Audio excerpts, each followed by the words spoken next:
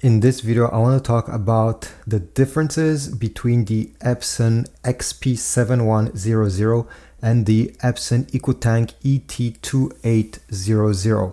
So which one of these should you get? I'll put links in the description towards Amazon if you want to get this one or this other one, so check them out. The price is constantly changing, but usually the Ecotank is slightly more expensive depending on the time of the year. So let's start by talking about print speed. If for you speed is very important, the XP model right over here will be able to print almost twice as fast, up to 15.8 pages per minute, while over here we have 8.5 pages per minute. This is quite a huge difference. This printer are using different types of ink. Over here, as you may notice, it has the Ecotank system, which means that you have to purchase ink bottles to refill these ink tanks that can last for many thousand pages. So up to 4,000, 5,000 pages, depending how much color you're using. This is quite amazing, so it will keep the cost down. Over here, the XP-7100, right over here. So it has one ink cartridge for the black one, cyan, yellow, magenta, and another one for the black.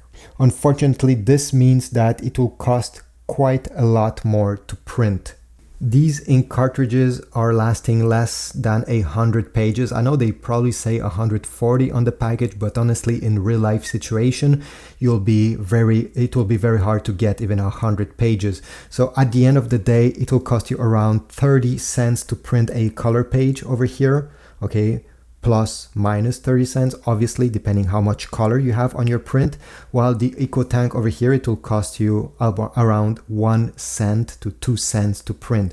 A huge difference. So although maybe this one is cheaper to purchase, the XP maybe cheaper to purchase originally, at the end, if you count the cost of the ink replacement, it will be a much more expensive solution on the short, medium, and long term. While over here, 5,000 pages can last you maybe a year, 2 years, 3 years. So this printer may cost more to acquire, but yeah, on the long term, you will get a cheaper result.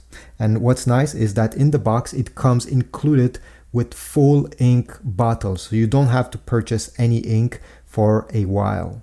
A positive point of this Epson printer is that it has an automatic document feeder on the top. So you can put up to 30 different pages over here, and the printer will scan them one by one without you having to touch anything.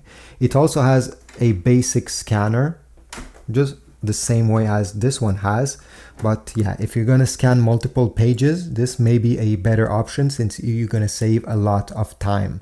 This one does not have anything on the top.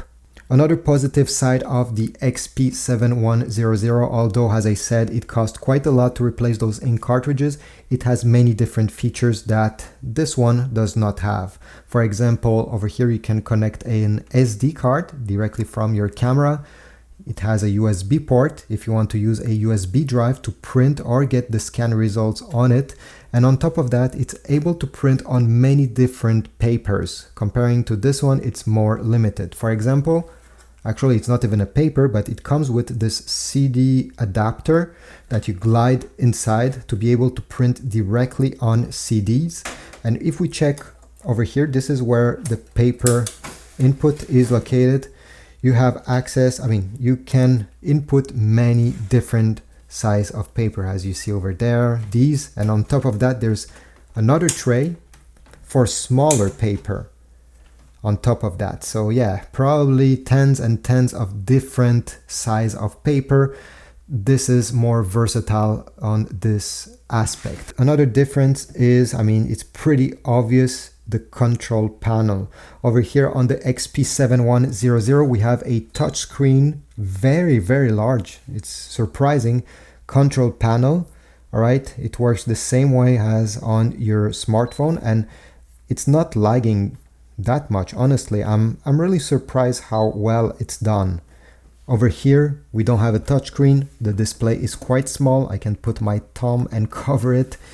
and you navigate using these buttons. Unfortunately, yeah, this is way too tiny. You absolutely need to come closer to the printer to see whatever is written over here.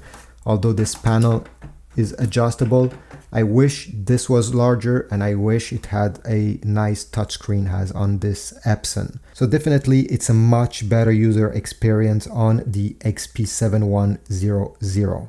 Now, I didn't show you any print results to compare them. It's simply because both of these are able to produce extremely similar prints.